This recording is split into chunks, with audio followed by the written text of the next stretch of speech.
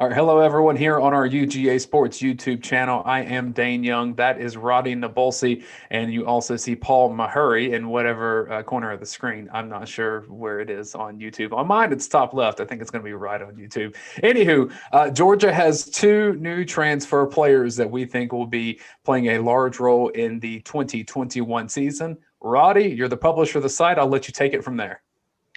Well, I remember when we had our podcast and I mentioned that Georgia was still in contact conversations.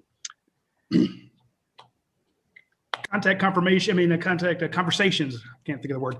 I'm down in Orange Beach, of course, so you know that all my words are going to be jumbled while we're speaking. I said, look, they're still talking to him. And everyone's like, well, no, he's got that legal issue. And this is not, you remember, everyone was hot and heavy on him when he first came out because that's exactly what Georgia needs. They need a potential first-round cornerback. Not guys that are, and this is no shot against Tyke Smith, but not a guy who's a little undersized, very solidly built, but not very tall. That's not what they needed. They need someone to play opposite Keely Ringo. They need somebody with experience to come in. You had 6 different guys in your secondary who are gone, and if you go back to the last 2-3 years, you're down 9, 10, 11 guys in the secondary, going all the way back to Devon Wilson and guys like that who've transferred out. So you had a couple guys get drafted, another guy get drafted, a guy leaves early, a guy, Tariq Stevenson transfers. You're missing all these guys. You need a proven commodity. Derion Kendrick decides he's leaving Clemson or is kicked off the team, depending on which stories you like to read. Georgia needs it, but then he has a little run-in with the law, and he was like, okay, well, it's done. And I remember when I said that, I got hammered. They're like, they're not going to ever take him. I'm like, let's not punish a guy, or let's not presume to know the outcome of a trial or a charge. I said, if the charges are dropped, you never take this kid? You say, hey, we're never you got arrested once, so you're done for life. So sure enough, from what we hear, the charges are dropped. Georgia's taking him, and you're going to have to get the president to sign off on this. You're going to have to get Jerry Moorhead to do this. This isn't just a, hey, Kirby wants some, Kirby gets some type situation. You're going to have to dot the I's across the T's. And then, that was the whole Arik Gilbert thing. It kind of reminds me of that. We told folks, hey, Arik Gilbert's still in play. And they're like, no, we don't even want him. Okay, I may be drunk, but I ain't that drunk at the beach. You still want right. Arik Gilbert on your team. Don't give me that bullshit. So we told folks Friday or Saturday night, it's coming this week. We laid it out there for you. We're like, our sources are dead on this. We're not going to predict that or guess it. Now, I did predict it on January 1st that if he was coming to Georgia. So 6 months later, June 1st, he's here. But again, there were times in February and March where like, no, this is not going to happen. So point being, you get 2 huge pieces. You needed a cornerback. You got one. And he's got to learn. I'm not saying that it's plug and play, but you got to get that guy in here. And you needed someone to help take over for George Pickens. I think you get that in Arik Gilbert. Now, granted, he's not fast, but this is a guy who is a game changer. And just like last summer when we were down here, we told the world, hey, JT Daniels is coming to Georgia. Everyone's like, oh, you're so stupid and full of crap. No, he was here. So what did Georgia need last year? They needed a quarterback. Now, he wasn't healthy, but I know folks give Kirby Smart grief for not having won a title immediately. He did play for 1 year, too, was winning that game. But again, close doesn't count. But when you talk about roster management, give me a break. This guy, we talk about recruiting, but it's just the roster management aspect. When he has a need, he goes and gets it.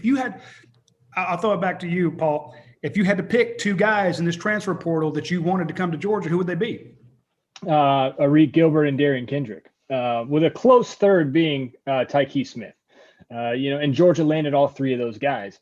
So you've got your lockdown, star, whatever, in Tyke Smith. You got Derion Kendrick, who is obviously going to be your number 1 corner. Just so happens, Radi, that you're playing against Clemson week 1.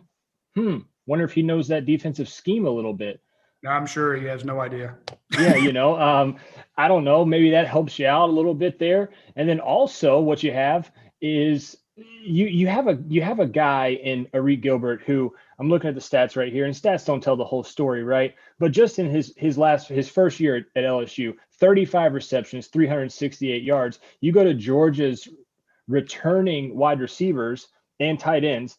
Jermaine Burton, George Pickens, and Kearis Jackson were the only three that had more yards than him. George and Kearis would have tied him for receptions, and George is not, going to be there for the foreseeable future. So you're bringing in a guy that was the man at LSU, and from all accounts that we've heard, is going to be really playing that wide receiver position. And they're going to at least give him a chance at wide receiver, is what we're hearing. And so you bring in a guy like that. He looks slimmer in photos that he's taken with Terrence Edwards, working out with Terrence Edwards over at his wide receiver academy. He looks, I think the word I used on Sunday night was svelte. He looks good, and he looks like he could potentially play that wide receiver position. Blayne Gilmer brought up a huge point. You put him on the field with Darnell Washington, potentially Brock Bowers in a 13 set.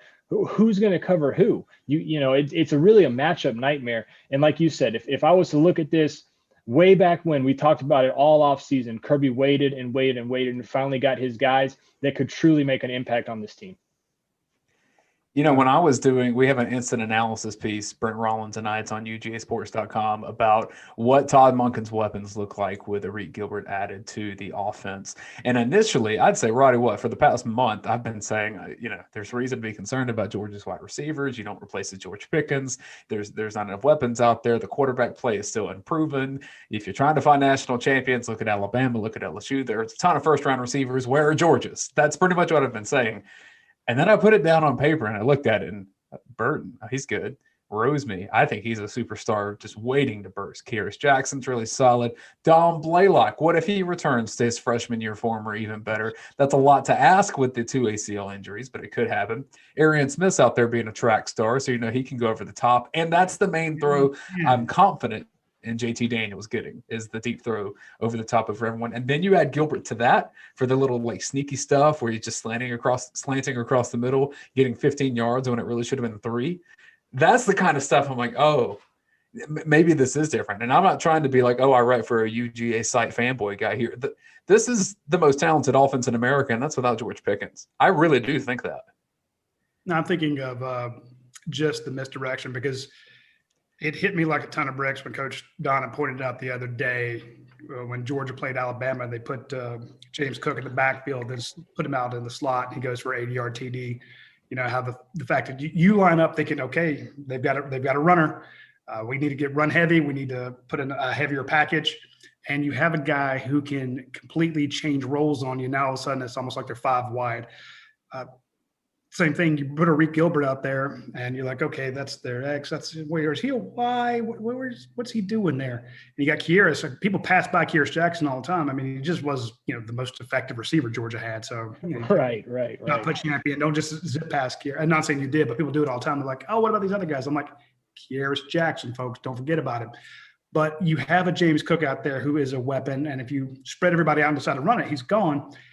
But let's say, okay, he's in there and his job is to protect the quarterback. He's got to pick up whoever's blitzing.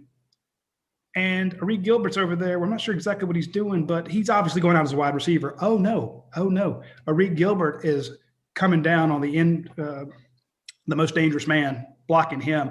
Arik Gilbert is switching out, giving quarterback protection. And there goes Cook on a wheel route or something like that. The roles are so confusing. You're already trying to figure out, is Big Darnell Washington, is he going out or is he staying in line to block? And of course, you got Brock Bowers, who's that same question mark out there. Kenny McIntosh, same. I don't know if Kenny's going to be a wide receiver or a running back. Hey, look, Kendall Milton can catch the damn ball. In other words, if you have someone like Todd Monken, who's like, I can put, and watch this. That's the whole point of why they have the timeout rules. If the offense makes a substitution, the defense gets to make the substitution. You can't do the substitutions and have your defense without a chance to do so. It's against the rules. But now you're like, well, what package do I put on the field based on Georgia's personnel? And that's what they do. They sit there with their charts, and they're like, when you see this guy goes in, this is the personnel we run.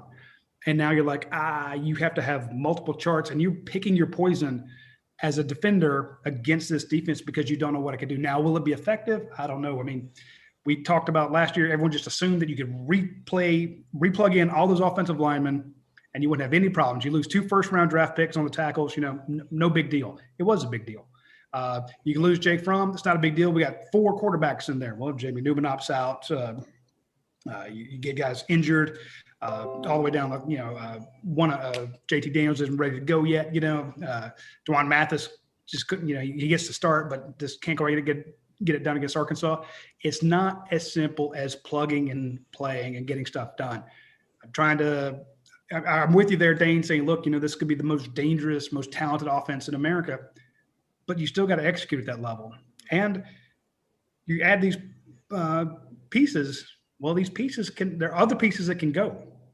You talk about all these guys. Well, eventually, that portal works both ways. Well, I wrote this, though, in the instant reaction piece, that because of those pieces and the sheer amount of them, because attrition is going to happen in the SEC. One interesting narrative we're seeing in sports right now is with the wonky COVID year and a lot of players having to play in like such a compressed amount of time. Like NBA players are dropping left and right because their bodies are breaking down this time of year after their bubble experience and now a season and now the playoffs.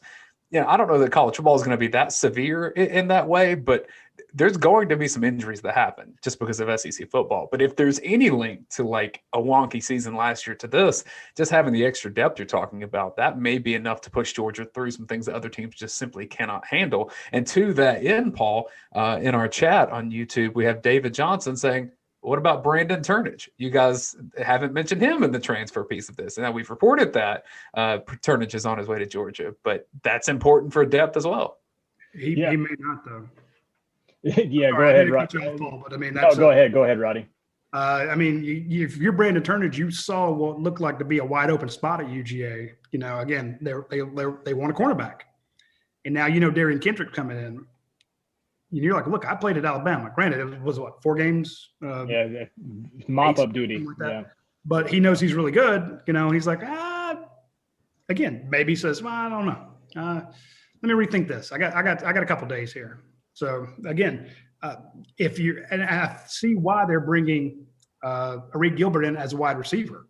You've got a fantastic tight end room, and if you're bringing in another tight end, you're like, Brock Bowers, I know you came all the way from California. Maybe you want to play a little closer. And again, I'm not saying any of these guys would do so, but point being, I do want to put that little earworm, into the back of your mind saying don't let just the enthusiasm of the day blind you to the fact that portal works both ways, So you could have a Brandon Turnage. You hope he shows up and adds to it. It feels like everything's coming together, but it wouldn't be Georgia sports without that sort of thing. The same day that here goes Roddy just peeing in the cornflakes bowl. Every time. The same day we were telling everybody about, hey, Gilbert's coming to UGA. You have the Zuna news. It's like, just. If you're a Georgia sports fan and you follow the Falcons, you follow the Hawks, you follow the Braves, you follow the Dogs, it's going to take something special to get you over this.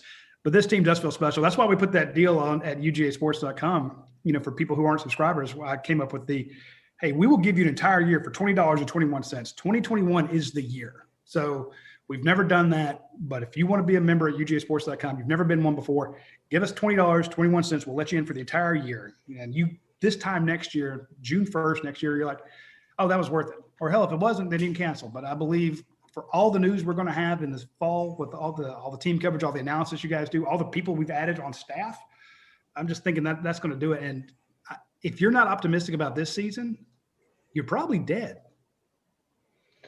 Yeah, when you look at, and I talked to a buddy of mine about this, he's a big Georgia fan, and he said, where's the weakness? And I said, well, if you're able to add Gilbert and Kendrick, maybe the offensive line, but your weakness at offensive line is just inexperience. You've got 5 stars all over the board. That's the only place that I can look at and truly say, without a doubt, you've got guys coming back at that position, which I would trust. Running back, you're covered. JT Daniels, Heisman hopeful, right? Wide receiver now with Gilbert in the mix and tight ends and the way that James Cook and those guys can receive out of the backfield, catching a pass is not going to be a problem. So on the offense, that leaves you the offensive line. You've got a ton of talented prospects. Amarius Mims, Broderick Jones.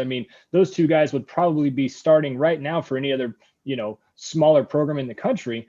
And you have 2 of them. And then you have guys like Maharry who could potentially play outside if needed. He's had that experience there. So you look on the defensive side of the ball, defensive line covered. You've got guys that came back. You had Wyatt come back. Jordan Davis came back. Your defensive line is one of the best in the country. Linebacker, you've got Nakobe Dean. You hope Quay Walker looks like the Quay Walker that he did in the spring game, where he looked like Lorenzo Carter just in a middle linebacker form. I mean, he looked amazing. You've got outside linebackers in Adam Anderson and Nolan Smith. And then you get back to the defensive backfield. That's where everybody was kind of worried, right? They were worried, well, we lost Stokes and we lost Campbell and we lost LeCount. Oh, Lord, what are we going to do? We don't have the prospects back there. Well, you had Ringo. But were you willing to throw out Ringo and Jalen Kimber first game against Clemson? Obviously, Kirby was wanting to add some experience. He got Tyke Smith to kind of man that star role. And then you add in a guy like Derion Kendrick, who we talked about Gilbert a good bit. I really think, and I'll throw it back to either one of you guys on this, I think Kendrick makes more of an impact day one. And not just because they're playing Clemson, but I think he makes more of an impact day one because you have so many offensive weapons. Not like you're ever going to turn down Gilbert. You will, no program ever would. You bring him in, you'll make a role for him, just like they've told him, hey, we'll let you try out the X at wide receiver if you want to be inline, outline, tight end, whatever. But I think Kendrick truly is the one that we should be focusing on day one, jumping in and being that guy against Clemson and moving forward. He's going to have one of those lockdown corner positions. He's going to be on the field every snap because Georgia loves to run. I mean, Eric Stokes and Tyson Campbell never came off the field last year. Kendrick's going to play almost every snap, I think, right? I would go the other way, though. I think for Georgia to take for Georgia to take the next step, you got to score more points. And Kendrick is not going to be doing that. But they've got so many guys. You've got 50 bodies over there. You've got Kendall Milton, James Cook, Darnell Washington. I mean, we just went through the whole list. But on the outside, I don't see the guy with size that Gilbert has with some speed. That's the specific thing. He's replacing some of what George Pickens could do. Mean, not all of it. He's not that kind of catch radius guy. But in terms of I'm a little bit faster than your big guys. And I'm a little bit bigger than your fast guys. I don't know what you do with a guy like that. But you're relying on him for, let's say you're talking about a red zone threat. So maybe 3 to 4 plays a game. I'm talking about Kendrick playing 70 snaps a game and being your island corner, which we know Kirby likes to run his corners on islands. He's that guy. I mean, if they're looking at Gilbert to be out there for 4 or 5 plays a game, then you need to be firing I'm just saying in the red zone. I got you. Yeah, that where some points can be scored there. Right. I think you can go with the argument either way. I'm just the two things I look at this. I say this is great, and Georgia has a manageable schedule. That's one thing that's just critical for Georgia is that it's a pretty easy schedule to navigate past Clemson. So maybe even that's a losable game. Maybe it doesn't end up mattering in the end for one of them. I don't know. I'm not sure. If you're looking, and I'm not saying you glossed over this, Paul, but I would have stopped just a little bit longer on quarterback with JT Daniels, and the talent is there. That's he's got the arm to do what he needs to do. It's just the lack of sample size at Georgia because the teams that he played in his 4 games, not the best teams that he needs to be able to beat. And so I need to see a little bit. I trust JT. A little. You're more on the pessimistic side of JT. I'm more on the optimistic side. Yeah, just like you guys love Brock Bowers. I've said it on my show. Let me see. I'm more optimistic with JT. So wrong twice.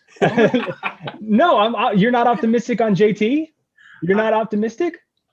I am optimistic, and here's the thing. Mainly for the people around. I was the first guy to come out and say he may be here 2 years. Everyone's like, oh, he's won it. He's this year and done. I'm like, that's maybe not. It's not like this is a guy who may have to prove himself a little bit more. I mean, mentally, he'll be ready for the NFL. Absolutely. Talking to people, they go, this kid is a football genius. Yeah. But there have been a lot of football geniuses that are not big enough.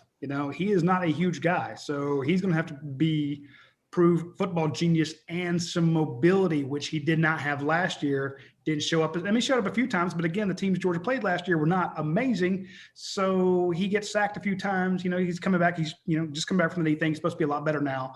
This year, he's going to have to show it. I'm like, when you're trying to get away from J.J. Watt, what are you going to do? So you got to show some stuff like that. So maybe he does it this year, maybe does it. But I'm confident in him because when you go back to that Florida game, a game you should have won, even though they scored a bunch of points, you had guys running wide open everywhere. Even though you had lost, George Pickens is out and Marcus Roseby breaks his ankle on the first score of the game. You still had guys wide open everywhere.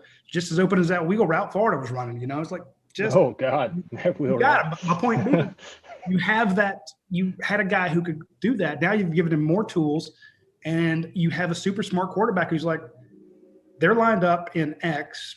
My first option is Y. If this guy moves, let's run a guy in motion. You know, that little in and out motion. Okay, that tells me what the this cornerback's supposed to do. This safety's going to roll over, and all that's in a fraction of a second. He knows where to go to the ball. And worst case scenario, you turn around and hand it to Zeus. You know, it's like, okay, I don't know. Here, Zeus, right? Well, you know? Paul, I think your point is that Kendrick will be able to make more of an impact on defense because there's more availability there. There's more attrition from the previous season. Completely fair, completely legitimate. My slant on that just comes into a philosophical perspective to where the thing that's been holding Georgia back is not defensive backs, it's passing game. And until that gets rectified, I don't think that Georgia will win a national title. And so if you believe in Gilbert and you believe in Washington and those bevy of receivers and you believe in JT Daniels, then it would lead you to think that this is Georgia's best chance since they were in overtime in the national championship game. I agree, but I'm going with Paul on the Derion Kendrick. You do have to stop some people. I mean, it didn't feel like LSU was stopping people. It didn't feel like Alabama was stopping people. But then, Clemson gets boat race. You got to stop somebody. At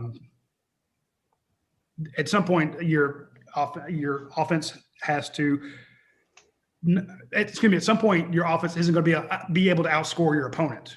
Maybe not in the regular season, but when you get into the playoffs, you're going to go up against really good teams. Your defense needs to be able to step up. It's Kirby Smart's bailiwick. He's a defensive guy. He passed on the first West Virginia cornerback to go into the portal. Drayshawn Miller, yeah. That guy winds up at Auburn, right? Mm-hmm. The idea being the defenses that Kirby Smart's going to run, you put your cornerbacks out there on an island. They have to be great in man-to-man coverage. Why is Tyke Smith not coming in and being that cornerback guy? Doesn't have the man-to-man coverage skills, apparently, that Kirby Smart feels comfortable with. So, hey, come in at star. You're a little undersized, but when you get used to your Eric Stokes, and your Tyson Campbell and guys like that, hey, cover him one-on-one. That's going to shut down everything. When you went up against, Jalen Waddle, when you went up against Devonta Smith, when you went up against, the Kyle Pitts, when you couldn't cover one of those guys, they just ate you alive. So I can see it both ways, but you've got to be able to at least what does Kirby Smart and all those guys want to do defensively? They want to make you one-dimensional. Yep. Take away the pass, take away the run. And if you commit to taking away the run, the pass opens up, and if you don't have some cornerbacks back there. So I think as big as the Arik Gilbert news is, getting Kendrick is from a, hey, if you play 50 snaps, he's probably out there for 48 of them, 49 of them. You play 50 snaps on offense, you may not have Arik Gilbert on the field at all times. I brought this up on my show Sunday night, guys, and I wanted to reiterate it here. If you're a betting person, if you follow futures, I said, if Georgia gets Arik Gilbert, Derion Kendrick, watch out, that future might drop. Lo and behold, our odds shark had them at plus 800. They're now plus 600. Just want to throw that out there. What? So, we have a trip to Vegas next year. Right. We should have. I'm just saying that it has changed. The line has changed. Some sites still have it at plus 800. It looks like OddsShark is the only one that's, I guess, up to date with the transfer portal. They must have an in with the guy that has the login over there. But it looks like OddsShark has gone down to plus 600 with the addition of Kendrick and Gilbert. And, I think that's what everybody's looking for. Like Radi said, there's a reason we're doing the special right now for 2021. We're close, in terms of following this team to a national title. And Kirby Smart knows it. He knows how close his team is. And we want to follow them with you guys. We want you guys to join us over at UGAsports.com. That's why we ran that great deal. And we want you guys to have, all the news and everything that you can have. And Radi, like he said, January 1st. So it's been 6 months since you predicted Gilbert? Right on the dot, right? Yeah. January 1st.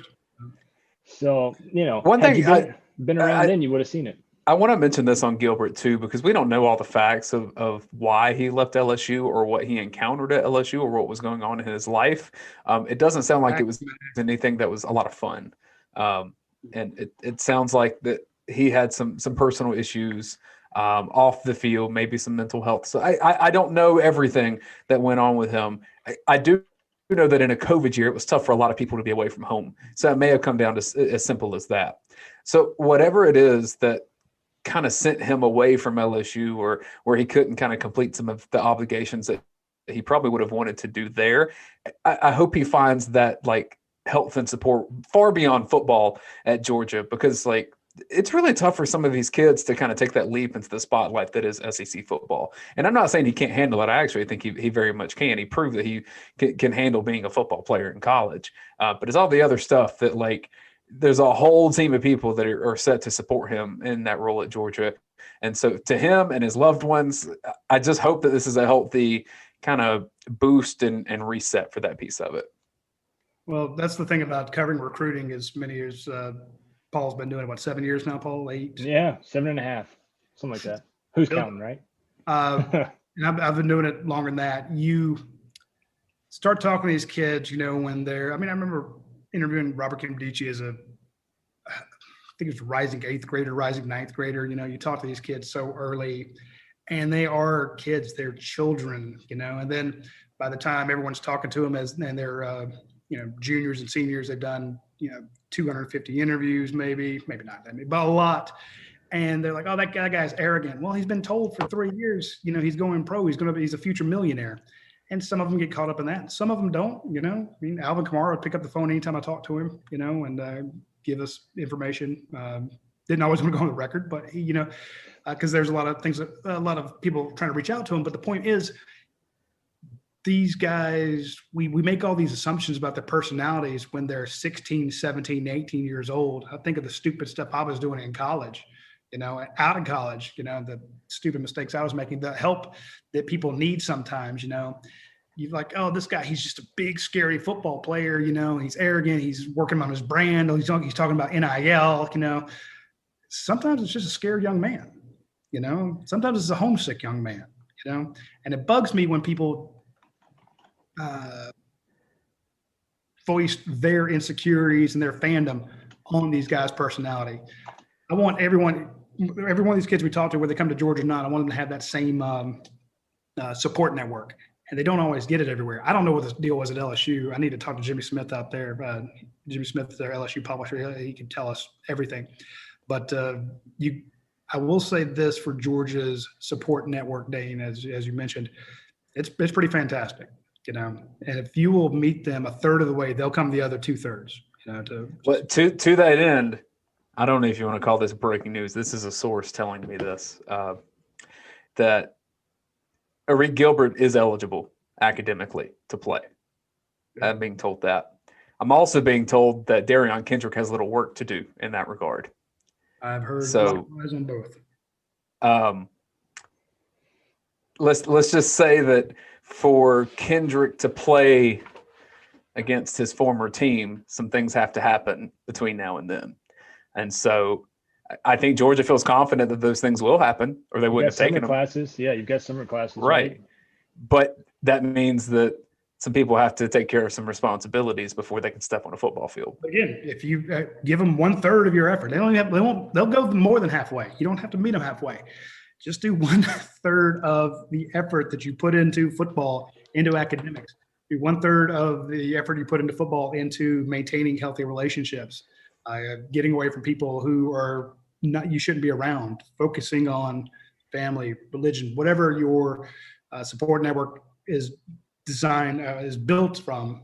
You know, UGA will meet you there. They'll accommodate. And that's, we hear that all the time. And I know it's, you know, when I say that, people are like, oh, well, you're just repeating what Georgia wants you to say. I'm like, I repeat a lot of stuff Georgia does not want me to say. Trust me on that.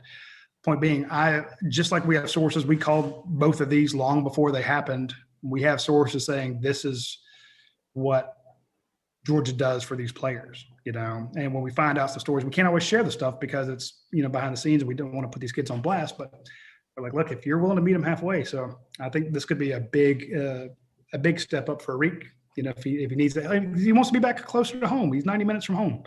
You know, it could be big for Kendrick. The Clemson thing wasn't working out. A lot of that, people say that was on him. Well, sometimes you need a break and try things new. And shout out to Blayne Gilbert, our new recruiting writer at UGAsports.com. Blayne Gilmer. Him with Arik. Blayne Gilmer for his first day. He came on the board and told everybody through his research and through his contacts that Arik Gilbert was academically eligible. And I know a lot of people are like, no, there's no way. He said it was true. And that looks to be proven out. So shout out to Blayne for getting that right off the bat. And to your point, Dayne, with your source there, I don't know if Georgia, Jared Moorhead would want to take Kendrick on if there was a chance that he wasn't able to play. You know, I think that you don't want that headache. Obviously, you want the headlines, not the results. Excellent point. You don't want that. You don't want that headache and that headline and things of that nature. If you bring in a kid and say, well, hey, listen here, Moorhead. Kirby goes into Moorhead's office, right? This is me reenacting it. This kid's our number one corner, but he's got to get 15 hours this summer, and they're all upper ed, courses, 3,000 level or higher. But we can make it work, right? I know he had this past. And everything, he got kicked out of Clemson, or he left Clemson, and this whole gun charge, it got dropped, but he's got 15 hours, those type of things. Eventually Moorhead would just be like, hey, no, find another kid. Not to say he doesn't have work to do, Dayne. You have a great source on that. I'm just saying, I think that they feel confident enough in him getting that work done that they wouldn't have made this transition to bring him in had they not thought he could. They at least feel comfortable enough that the opportunity is worth it for him. Right. All of this kind of stuff is risk reward, and not only in the sense of like who can do what, but I mean that roster spot could go to somebody else that could contribute if he can't. And you're in a sport that every single roster spot can determine if you're a champion or you're not. Yeah, Breda Pest Management in the comments. Hey, everybody in the comments, we appreciate it. Sorry, we've been skipping over you, Anthony. Not to cut you off real quick, Roddy. I think Breda Pest Management was my ninth grade basketball coach. I think, pretty sure. So if you were, can you comment? But anyway, go ahead, Roddy. And if you were, you can be a sponsor too. I think he was. Says, are we now over on scholarships? Can we expect some defection from the secondary players after today and turnage? I think Georgia had 2 spots left, and that's why I'm just kind of piggybacking off of what you and Paul were saying. If you still have some academic issues, if you have some other issues these guys need to work through, because yes, these are not guys who are coming right out of high school and they have everything's hunky-dory. They had some issues where they were before. Does that change the atmosphere in the locker room at UGA? It could work out great. It could be there could be conflict. Point being, you're only going to take these guys if you think you can get them to play, especially kind of that one and done, because they count. Here's the thing. It's still an initial counter, and that's it for this year, versus bringing a kid like Turnage, who's an initial counter this year, but you got him for possibly 4 years because he's played 2 at Alabama, right? First year is a redshirt freshman year. Second year is a COVID year, doesn't count. He could technically play for 4 years. Now, I think he plans to come in and play 1 or 2, but you have that possibility. You bring in a guy like Derion Kendrick, he's one and done, but that's your initial counter for this year. So that's why sometimes they don't always want to run to the transfer portal and take guys when you could take a kid out of high school, and get a 4-year, 5-year player. So that's my point about when Breda Pest Management was asking about, where you at on the scholarships. I think they had 2 spots. I think they filled them today. But that's including that's after getting Brandon Turnage and Tyke Smith to come to UGA. So, and of course, there's always roster sleight of hand. You have guys come in that in this. There's the freshmen were supposed to report today. The freshmen who weren't early enrollees. I know we'd hardly talk about those guys because Georgia had 16 early enrollees. 90% of them were all early enrollees. Yeah, but there were other guys that the Dylan Fairchilds of the world that still had yet to show up at Georgia. Those guys are supposed to show up today. So you're getting them. You get Derion Kendrick, you get Arik Gilbert, you get Tyke Smith, maybe Brandon Turnage, all those guys. Some of those guys that we've reported in the past, hey, and Georgia puts out, hey, this person's a signee. Welcome to UGA. They're not always on scholarships. Some of those are gray shirts. Blue shirts, gray shirts. Yeah. Whatever color you want. Yeah. So, hey, Alabama had, I think, 3 blue shirts last year. People are like, how do they fit everybody on that roster? You got blue shirt guys out there. So, point being, and we appreciate it, Blink and Cole Barber and Mitchell Fletcher and Ernie Kirk, all you people, Christopher Mapp, thanks so much for jumping in here. And please, if you would, share this with your friends. We'd really appreciate it. News from Trent Smallwood. UGA has extended an offer to class of 2023 wide receiver. Ethan Davis. Nice. So shout out to Ethan Davis on picking up an offer. Yeah, guys, we have a lot of updates coming on the camp today. We had a note, an insider note at UGAsports.com on the vault. We have two message boards. Well, we have a ton of message boards at UGAsports.com, but they're kind of the two biggest ones is the dog vent where we put a bunch of news, and then we have the vault, vault. Check out the vault at UGAsports.com, and that's where we put all our recruiting stuff. So if you were looking for some good recruiting information, check out the vault. It's pretty busy. So right now, I see over on the comments, Roddy has said, D. Howard says, once Georgia figures out the O-line situation, we will be a nightmare for opposing defenses. I think that's kind of what we've yeah, I think that's kind of what I said, when it got first kicked off to me was I think every position now, D. Howard, you're looking at it as being set. The one question mark, obviously, is that offensive line. Who are the 5 guys that play against Clemson? We did a piece on this over on the site. Dayne compiled it. Who are the 5 guys that started against Clemson? Who are the 5 guys that start against Georgia Tech? Most of us came up with different answers. So it's kind of a crapshoot in terms of who's going to be out there for Georgia against Clemson. But I think you're right, D. Howard. Once they get the O-line situation, and that's a big if, right? They could have all the talent in the world there. If they don't get the right 5 that mesh together, it might never mesh. Not to say that's going to happen, but it is a big if there, D. Howard. Let's see. I'll say that if you see Amarius Mims out there early and often, especially if he finds his way as a starter, which is so rare for a tackle in the SEC, things went pretty well because that just helps everyone else fit into a better position where Jamari Salyer can indeed go back inside where he's probably got more of a future in terms of professional football. But it also means that Mims was probably better than Broderick Jones in practice, which, gosh, if that's the case, then Georgia's set up quite nice. You think about that, the interior, if you could have Justin Schaefer back, which, he come back, he could have gone, but he's back. And this is a guy who started after that neck injury 2 years ago, starts last year, does a great job. Jamari Salyer, who you think has got to be at, top 3 rounds as an interior offensive lineman who played a year in the SEC at left tackle. And now he goes inside to show the NFL what he can really do. You've got some good options at center, but and maybe you get rid of some of those bad snaps. There were a lot of high snaps last year, some bad snaps last year that kind of drove me crazy with Hill there.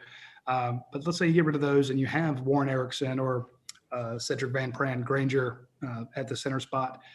You're still, Tate Ratledge hasn't even gotten on the field yet, at one of those guard spots. Clay Webb's not on the field yet, 2 5-star guys. So it's pretty damn loaded offensive line. And again, just an embarrassment of riches along that O-line, trying to figure out who your top 5, top 6 guys are. And of course, in line, you've got John Fitzpatrick as a tight end who can take somebody's block off and then peel out and catch a pass. And then you got the big O, Darnell Washington there and the other tight end. You're in that 12 personnel with those 2 tight ends out there.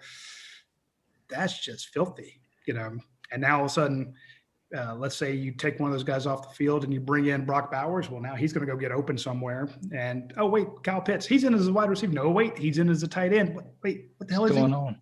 Is he the punter? It's just there's Roddy.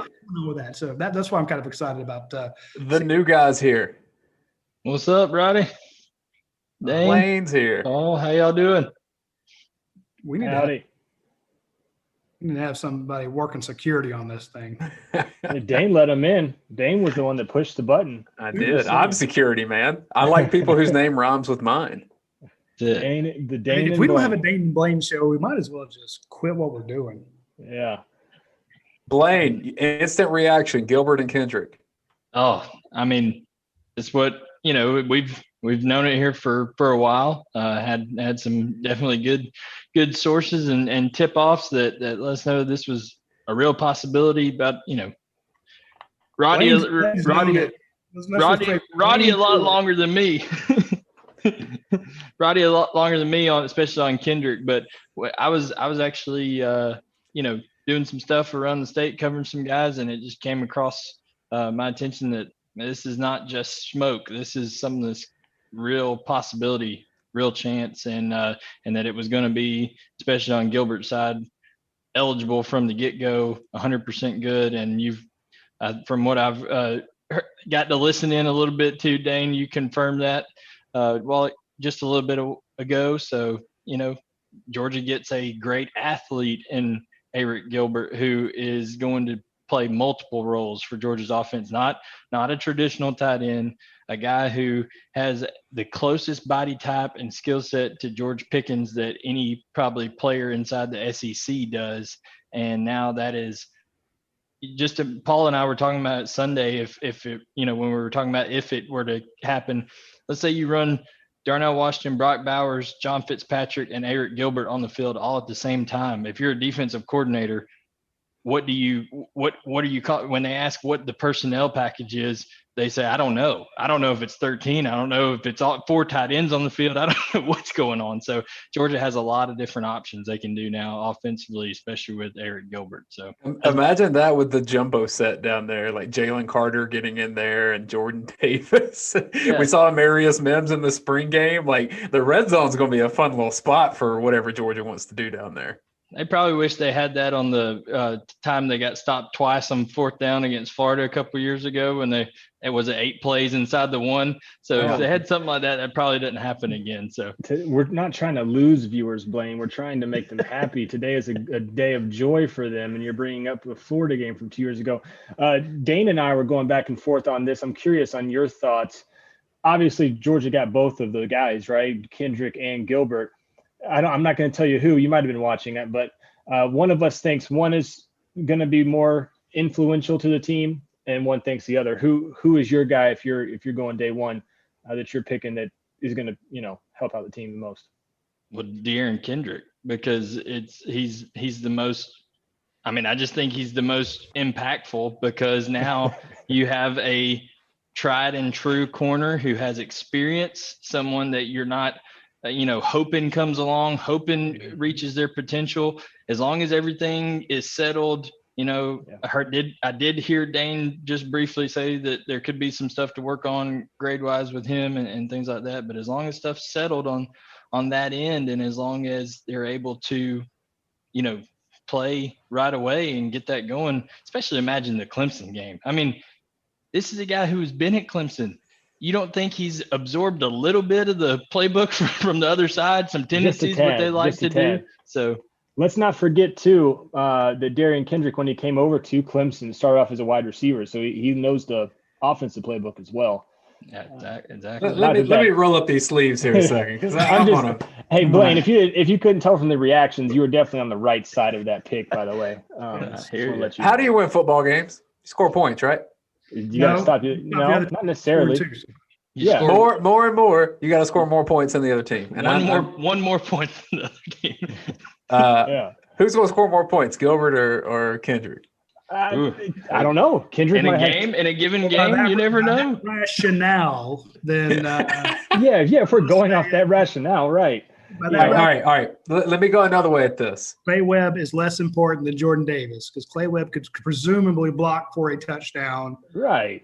Yeah, but Jordan Davis gets scooping scores. We saw it in the spring game, right? Oh goodness. Or in the scrimmage. All right, no, but here's a legitimate point here. Blayne just said that in the SEC, the guy that would have the skill set most similar to a George Pickens is Arik Gilbert. I would think if you ask most people in the SEC, the guy with the skill set most similar to a Kyle Pitts, probably Arik Gilbert. Yeah. If he's of that echelon and of that caliber, then he's going to be one of the best players in college football. And I'm not trying to bang on the kid, but Kyle Pitts is special fast. Yeah. There's a speed there because I just saw it on Twitter. People are like, oh, he's our Kyle Pitts. No, I'm not saying he's the Kyle Pitts. I'm saying if he gets in that lane. I'm just trying to stop. You're right. He does. Yeah, you're right. Just trying to stop you there. Yeah, you know what? In fact, Roddy, he's like Rob Gronkowski if you think about it. I'm joking. I'm not doing that. With a little bit of Travis Kelce sprinkled in and Tony G on the side. Travis Kelce can hope. No. Yeah. I'm just saying, it's probably just I haven't been excited to watch the Georgia offense in a long time because, frankly, it hasn't been that interesting. There's been a lot of let's get our 4 yards on the ground, pass it when we can. A lot of frustration with the latter part of the Jake Fromm years. Georgia's offense looks fun now. And so just as a fan of interesting football, that's exciting to me. And that's probably where a lot of this is coming from, where I see Gilbert and I just see possibilities galore.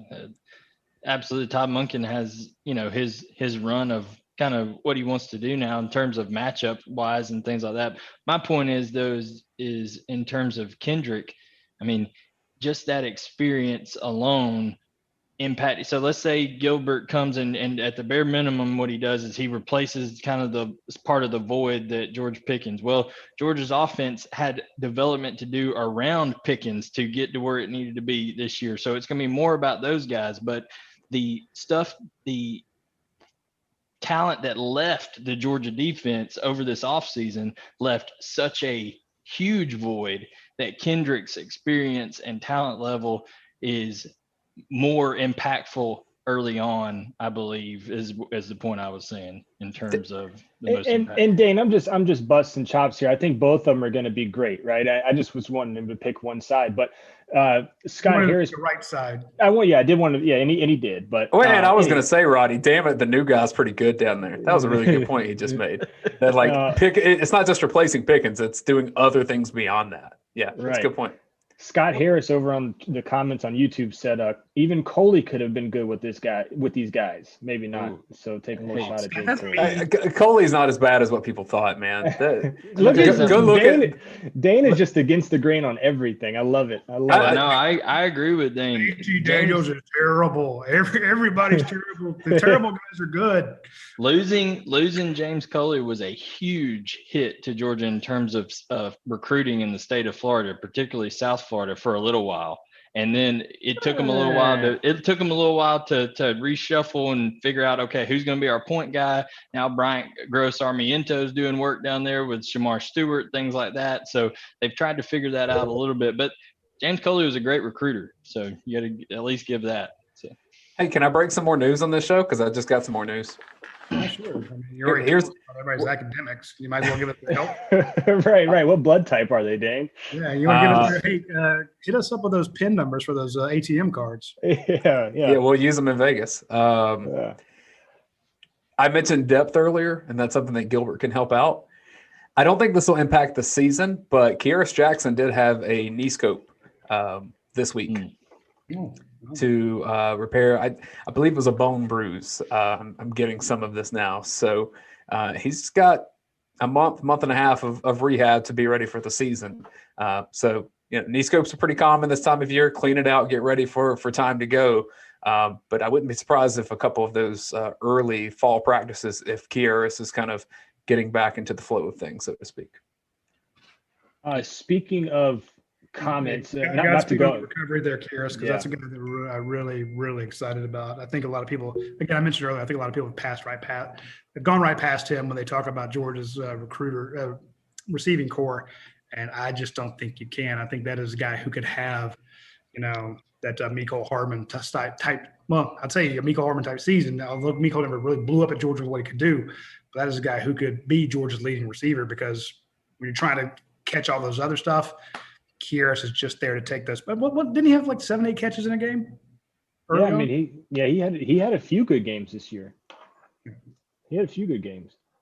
We had a comment over on the YouTube. It says, without the Pickens injuries, does Georgia go after Gilbert?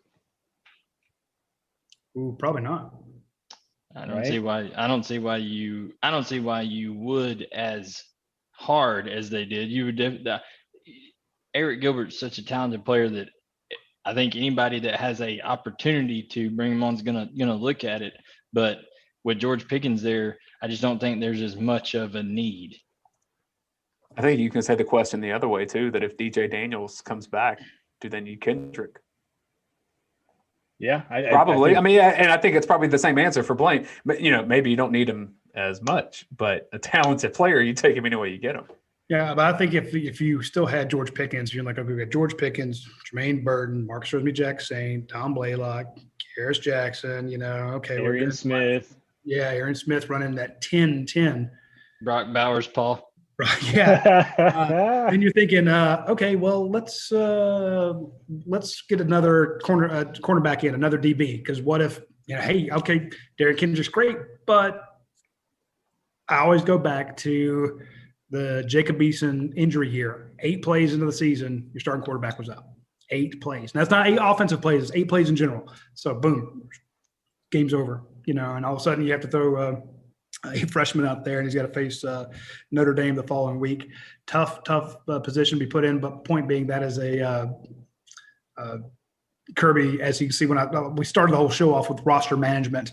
I think if they still had George Pickens, you're like, Arik, if you want to come, absolutely. Right. You find a spot for him, but it's not so like Blayne said, it's not so much of a push to really get this guy. But you're pushing for another cornerback, in my opinion. Right. If you didn't need to replace somebody as monumental to your offense, or as monumental to the outcome of a game as George Pickens was, because again, I feel bad for a lot of people that kind of crapped all over Stetson Bennett, but in a couple of those games where he struggled, and when Georgia wasn't scoring a lot of points, there was no George Pickens. Then when JT Daniels came back, so did George Pickens at the same time. And all of a sudden the offense looked completely different. It was the same when Georgia's defense was out there struggling. They didn't have Jordan Davis out there. You put Jordan Davis on the field, the entire defense looks different. I'm just saying, with George Pickens on the field, that offense looks completely different. So, you're out there at, 5'11" quarterback trying to get it done without George Pickens. It's tough. So I always just say you need as much depth at these skill positions. And the classic example I go back to is Georgia had Todd Gurley, Keith Marshall, Nick Chubb, Sony Michel, and Brendan Douglas still got to start in the middle of the season. Yep. It happens.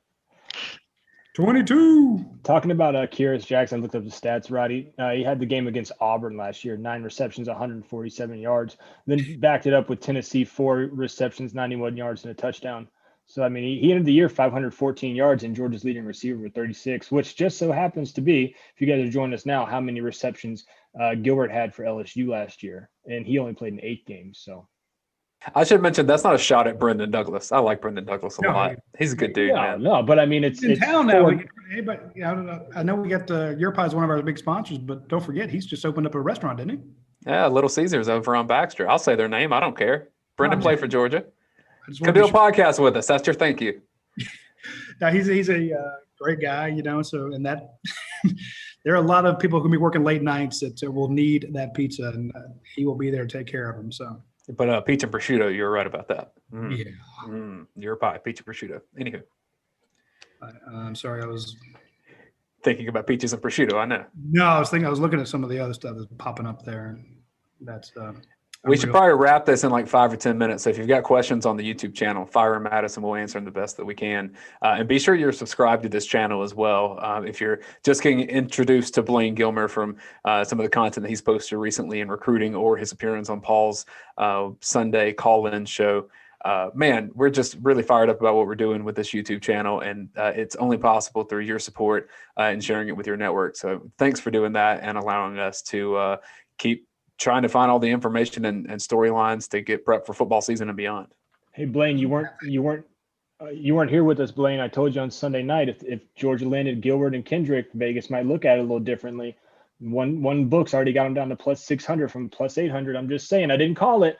Yeah, I was thinking it'd be even more strong. I was thinking plus 350. It might be. That's the first book right now that's even caught on. So there's still more out there. It'd be interesting to see what happens in a few days. Folks, get your bets in. Yeah, yeah. Absolutely. Michael Ward has a question. He says, "How deep are we on the defensive line position? I believe that's the key to success in the SEC." I don't know that Georgia's that deep. You talk about the defensive line, and you go, "Wow, yeah, Jordan Davis, Devontae Wyatt, Jalen Carter." Trayvon. First unit's loaded. It's like second unit though, man. You got a lot of sophomore. There's drop off. Yeah. I mean, you have a guy like Julian Rochester who's coming back for his 8th year or something. So I mean, he can play. Yeah. So. Man, I hope he's a GA next year, just so Julian's just there forever. I think you hit the nail on the head, Roddy. Bill Norton, Zion Legault, Tymon Mitchell. Those guys are going to have to step up. Tramal Walther, the first line, no question. It's probably one of the better ones in the SEC. The subs, and we saw them last year. Bill got in, Mitchell got in, Zion got in a good bit. The Stackhouse, Nazir Stackhouse as well. All of those guys are going to be what happens. What happens if an injury happens? Which one of those 4 guys that I mentioned is going to step up, or is it going to be a guy like Ingram Dawkins, who I think Blayne and we talked about him on the show. We're really high on. That's the question mark for me on the defensive line. First team, like Dayne said, all conference, right? Almost at every position, you've got guys that are all conference at some aspect. You get to that second level, hopefully some of those freshmen from last year who had to play turn into, sophomores that can play and, can be out there and maybe make a difference on a couple of plays. I agree. One thing we probably haven't discussed, NIL buddies. We've got Gilbert and Kendrick maybe making themselves some money. Yeah, Just I saying. mean, I'm sure there's a dealership or something that's going to show up with a bunch of sign-ins of a bunch of these guys here when everything gets finalized with all that. And then Georgia, the more recruits I talk to now, the more are mentioning that Georgia, they're communicating a specific plan for me with my name, image, and likeness. Here's what they've kind of talked about, what I can do, what they can help me with. And then also Georgia's been out ahead of this game for a while with like the personalized, edits, giving these kids logos, their own logos and stuff to set them up for branding. I mean, Georgia's been on top of this for a while. I would hate to be the guy in the recruiting office that has to make those logos. I'm just saying, like, you're making those logos nonstop. It seems like, especially now with this new thing coming out, every kid on the team's going to want a logo. You're going to be backed up. You're going to be like the hottest guy in town. You got 3 weeks out, before you get to the logo. Hey, Blayne, I know you do some graphics, brother. Hey, man. I tried that route for a little while. That's a competitive market, let me tell you. For Gilbert specifically, though, being from Marietta, I mean, you got to think there's some endless possibilities to be the hometown guy at the nearby SEC school. Just, maybe I should use that as my argument. Make your way back home to XXX Ford, and we'll, just like Arik Gilbert did to Athens, make your way back home here and get the, I don't know. Well, the classic example on this stuff is the car dealership where it's really going to explode is social media, where it's just, you've got 40,000 Instagram followers, 300,000 Instagram followers. Just put something on your story and here's $100. I mean, that's really going to be the economy of this. I don't even know if it's $100. I think it might be more than that, honestly. I guess it depends on the player, right? Like if you came up to me and offered me $100, I'd tweet out anything. It doesn't matter. But some of these guys have like 400. Yeah, I mean, $100. I mean, that's more than 10 times my rate. But no, I mean, guys, clothes on for $100. Yeah, I mean, but some of these guys have 500,000 followers. What's the going rate for that? You start looking into Instagram stuff online, it gets pretty pricey. So it's going to be interesting to see how that all takes effect. You're right. You could endorse lotion. Oh God, let's not tell Radi, come on. There's a story behind it, man, and it's just not fun. Don't tell that story on the air. It's just not fun. I think honestly, it's been so long ago. Julian Rochester was at the 5-star challenge. It's been been almost like 5-6 years. 1963. Yeah, that's when we were covering that. Oh, yeah, Lord. man. All right, Paul, you're obsessed, not obsessed, but you mentioned the Vegas line here of the season and title. Do you think that the point spread of Georgia-Clemson gets adjusted by the news today? Oh, that's a good question. You guys talk about that while I look that up.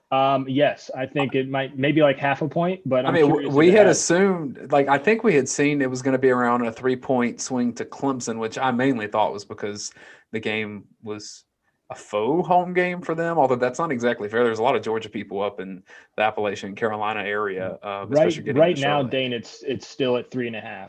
But it started at 4, went down to 3 in some places.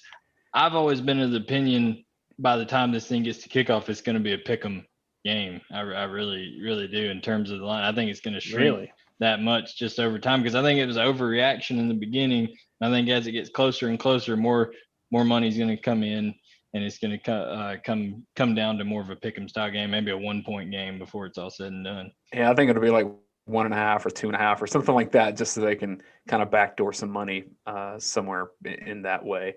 I do think Clemson, if there is a favored team, I think it'll be Clemson, mainly because the national narrative is going to be Clemson has won titles in recent years, and I think the national media for sure. And frankly, I have more confidence in DJ Uiagalelei than JT Daniels. And I don't know if that's founded or unfounded. They're both pretty unproven in the conference. There he goes again. JT, I'm gonna hold that over my head forever. You can't say it. Yeah, say it, Roddy. Say DJ Uyunglele. So I don't want to hear it. Hey, That's not trashing Daniels. You just got 1 week of saying that name. That's not trashing Daniels. I think DJ Uyunglele is definitely one of the most talented quarterbacks in the country. How do you say that last name again? Uyunglele. That was pretty good. Thank you. He keeps I did go to a pretty good broadcast school, and I'm actually sitting in it right now. I was right behind you, but I can't say that. There's no way. Yeah. Well, some of us have it, some of us don't. Some of us got passed just to get out of the building, and some of us, made a career out of it. Yeah, some of us came back to it. Yeah. No. As a whole, it's going to be two of the best quarterbacks in the country. I mean, guaranteed. I think game day is going to be there. That's going to be the highlight game of the first half of the season, probably. Will it end up meaning a whole lot by the end of the season? I have no idea. Typically, those game of the century games on the front end, they end up not mattering as much by the end. So there's going to be a lot of hype because we love hype going into the first game. But remember, Alabama, Florida State, like 5 or 6 years ago, was supposed to be the game of all games, and Bama killed Florida State, and Jimbo went to Texas A&M. So. Yeah. Guys, another quick thing that just came across, Keon Saab from IMG just released the top 6 of his group. Georgia, of course, making that group, but it's Georgia, Penn State, Oregon, Clemson, Texas A&M, which is not one I had heard of with him before, and LSU. So one more than he's allowed with the official visits, those 5 official visits. So we'll see what ends up happening there. Georgia well positioned with Keon Saab. He's got an official scheduled June 18th through 20th, and they just offered his brother, who's going into 8th grade in the class of 2026, Maharry Saab. So 2026? Yes. All right. So break down, who is Keon Saab there, Blayne? Defensive back from IMG Academy right there. His brother and family still live up in the New Jersey area from up there, but Keon is a guy that a lot of people have talked about in terms of maybe Clemson being the early favorite, and it seems like Georgia has a unique opportunity with the plethora of IMG ascenders that are coming on the same weekend of his visit to impress not only him, but in this first weekend, Kamari Wilson on June 4th through 6th, that Tyler Booker, I just talked to him recently, and it's a story on UGAsports.com if you want to read it, that Tyler Booker said if Kamari Wilson commits early to Georgia, that he's going to be relentless because he's such a leader and a recruiter, and he'll be just relentless in recruiting guys like Keon Saab. And Georgia's in on it. And the fact, I mean, obviously, they're not going to offer somebody they don't see potential in. But if you offer somebody's little brother that's in the class of 2026, it's kind of implying, hey, we're all in on the Saab family. You know what I'm saying? That's right. And I want to bring it up because, we need to explain to people, who these guys are. He's a Rivals 100 defensive back. He's at IMG.